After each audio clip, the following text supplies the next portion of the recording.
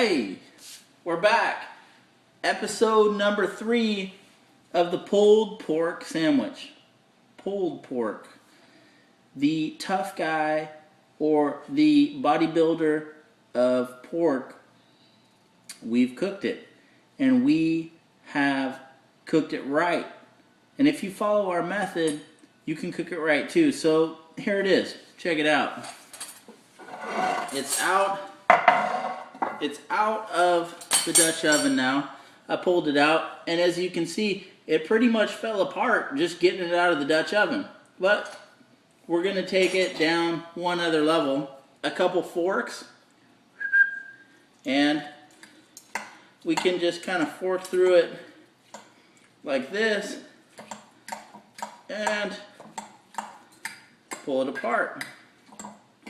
Pull it apart? Hang on. Pull it apart? Does that have anything to do with pulled pork? Well, no it doesn't. No, you're absolutely wrong.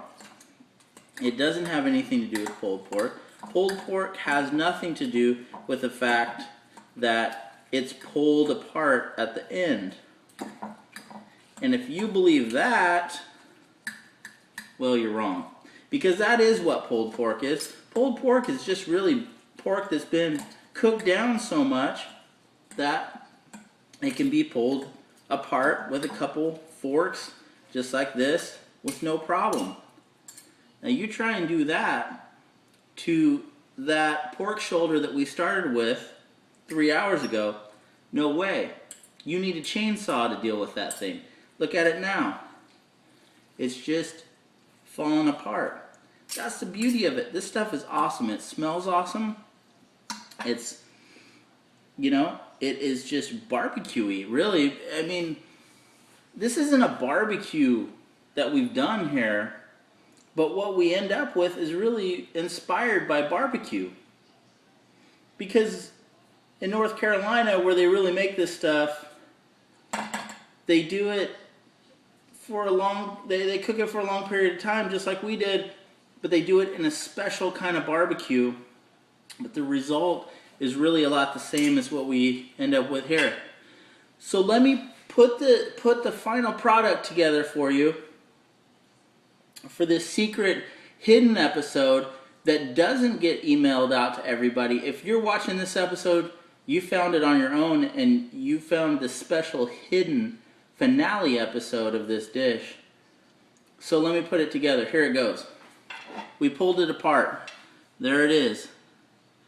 There it is. It smells wonderful. It was mostly vinegar and barbecue sauce that made it happen. Let me get a plate here. Plate down.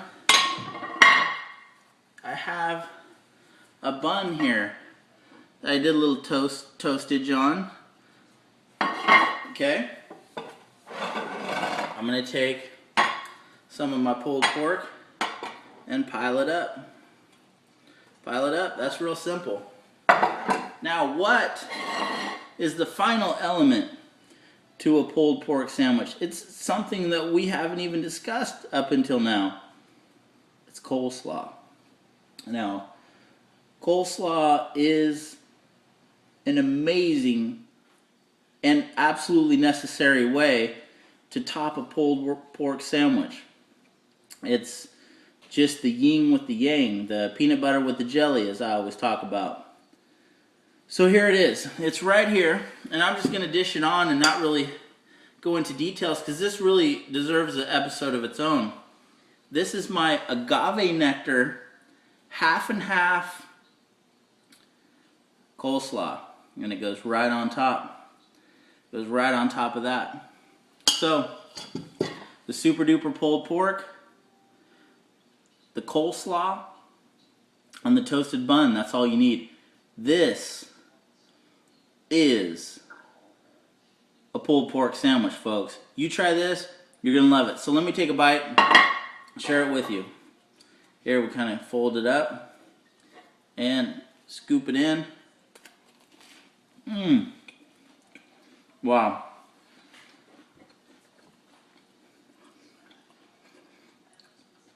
The pork is just Zero toughness left. Totally tender, wonderful taste. Actually, the bread, the toasted bread stands out. Don't skip the toasting process on your bread, folks. And then that awesome coleslaw. It just freshens it up, makes it so light and kind of sweet and wonderful. It's awesome. So I hope you guys have watched the episodes and at least been inspired and not just confused. Sure, we loaded you up with misinformation, but that was just to keep you interested. This is what it's all about. A final product that makes you happy, that makes your guests happy, and that just really tastes good. So I hope that you'll stay tuned and give things like this a try. You'll thank me for it. We'll talk later. Bye.